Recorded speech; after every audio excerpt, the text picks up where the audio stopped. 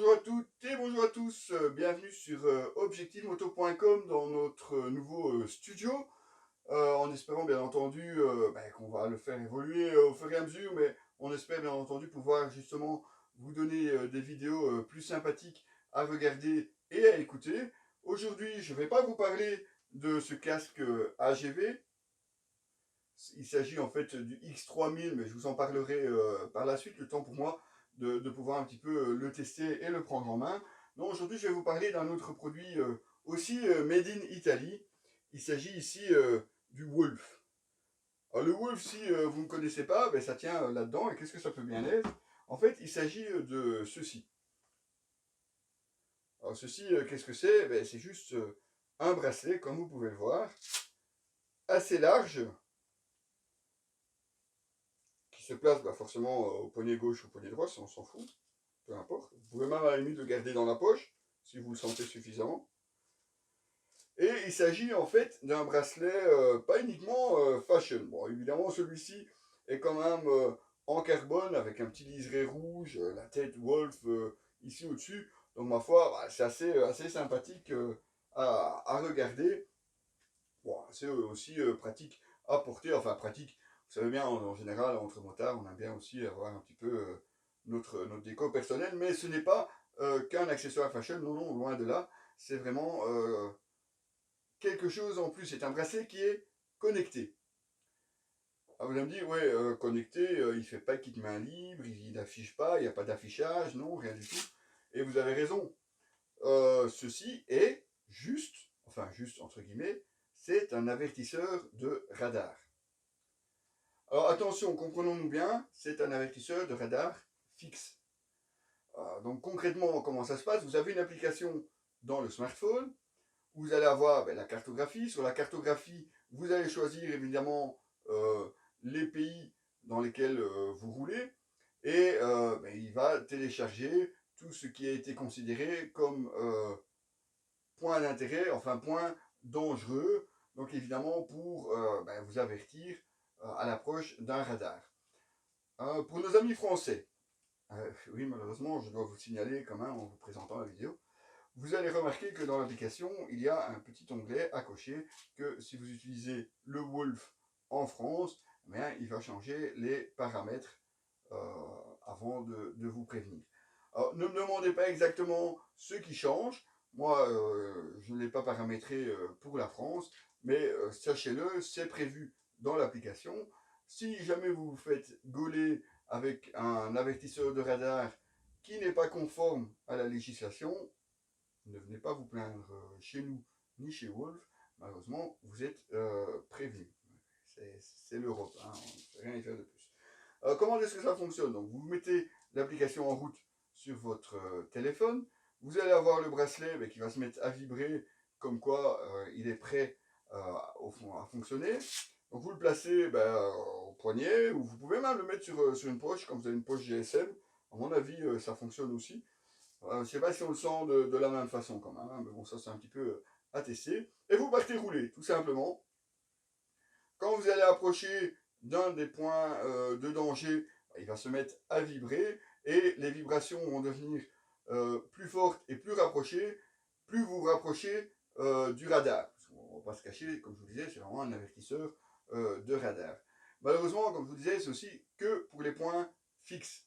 Il n'y a pas encore de version dynamique, il n'y a pas de lien avec une autre application comme pourrait l'être Coyote ou Waze, qui, elles, vont vous prévenir de tous les autres dangers de la route et pas que les flashs.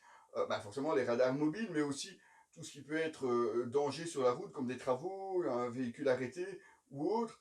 Tout ça, moi, c'est ce que j'apprécie aussi quand on utilise, par exemple, un avertisseur de radar comme le Coyote ou le Waze, c'est que ça vous avertit vraiment de tout ce qui peut se passer sur la route devant vous. Et franchement, ça m'a déjà sauvé la mise plus d'une fois à des endroits où je ne m'attendais pas à avoir, par exemple, quelque chose sur la route. Bon, revenons-en à notre Wolf. Donc le Wolf, c'est vraiment, comme je vous disais, la base, l'avertisseur de radar fixe. Je l'ai testé moi-même, forcément en allant me promener à des endroits où je savais pertinemment bien qu'il y avait des flashs. Pour le tester, c'est quand même mieux, hein, sinon je risque de tourner longtemps. ici en Wallonie en tout cas, j'aurais pu aller en Flandre. En Flandre, là, il n'y a pas de souci, il y en a tous les 200-300 mètres, il y a un flash. Alors, en Wallonie, c'est pas le cas. Donc, je suis passé par des endroits où je savais qu'il y en avait. Et effectivement, que ce soit les radars de feu rouge, les radars classiques fixes, et aussi ce qui était radar tronçon, tout ça, le Wolf m'a prévenu.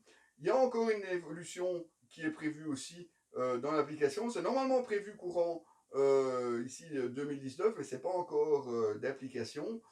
Ça sera l'avertissement de dépassement de la limite de vitesse. Donc ça, normalement, ça devrait encore arriver, mais je ne sais pas vous dire quand. C'est prévu dans l'application, on le voit, mais ce n'est pas encore actif. La liste des pays où il fonctionne est vraiment très très grande. Vous voyez même dans chaque pays le nombre de points qui ont été référencés, mais évidemment, le référencement dépend de Wolf et de leur développement, et vous n'avez pas forcément accès pour rajouter. On pourrait éventuellement imaginer de pouvoir rajouter facilement tout ce qui est zone à risque, donc les endroits préférés de nos chers photographes professionnels par exemple. On pourrait s'imaginer de les rajouter en POI dans l'application, mais je vais quand même aller fouiller, voir s'il n'y a pas la possibilité de le faire. Alors, le Wolf, sachez-le, c'est juste un achat. Il n'y a pas d'abonnement annuel à payer. Donc ça, c'est aussi quelque chose d'intéressant. Les mises à jour sont assez régulières, mais ça, évidemment, il vous faut le connecter à l'application. Vous avez la possibilité de le recharger simplement ici avec une petite prise USB. Le câble est fourni dans la boîte. Il est distribué en Belgique par la société Technoglobe. Alors, je vous mets d'abord le lien ici pour Wolf. Comme ça, vous pouvez aller voir. Il y a différents coloris, il n'y a pas que celui-ci. Je vous mets aussi maintenant le lien pour la Belgique, en tout cas, de Technoglobe, puisque c'est distribué par la société Technoglobe ici en Belgique. Et je vais aller vérifier si en France, c'est aussi Technoglobe qui propose le Wolf. Si c'est le cas, bien entendu, je vous mettrai aussi le lien ici plus bas. Si pas, voilà. J'essaierai de trouver, bien entendu, qui le distribue en France. On espère, bien entendu, que nous allons pouvoir continuer à l'utiliser pendant un bon moment et que l'application va se développer, histoire justement de pouvoir rajouter d'autres fonctionnalités au bracelet. Et évidemment, si ça pouvait devenir quelque chose de connecté avec les utilisateurs en voiture, évidemment, puisque vous allez avoir difficile à signaler quelque chose vu qu'il n'y a aucun bouton sur le bracelet. Mais si ça pouvait être connecté à une base de données comme celle-là, ça serait franchement quelque chose de génial. Enfin, à mon avis. Les seuls petits bémols, comme je pourrais dire, forcément, c'est qu'il n'y a pas de, il n'y a pas de connexion dynamique. Ça, c'est un petit peu, le point noir du Wolf. Et aussi, éventuellement, qu'il n'y a pas, ne serait-ce qu'une petite LED pour signaler, je suis en train de charger, ou oui, je suis bien connecté. Enfin, un petit peu comme on retrouve sur certains intercoms, vous avez juste une ou deux LED qui vous affichent le fonctionnement ou le bon fonctionnement ou le code erreur éventuellement de votre appareil. Ici, il n'y a rien du tout. Donc, vous êtes à chaque fois obligé de passer par l'application pour voir si vous êtes bien connecté et l'état de la batterie du Wolf. Sans aucun souci, vous pouvez forcément partir plus d'une journée entière avec le bracelet activé de ce côté-là. Il n'y a pas de souci. L'autre avantage qu'il ne soit pas connecté, c'est que vous n'avez pas besoin de la 4G.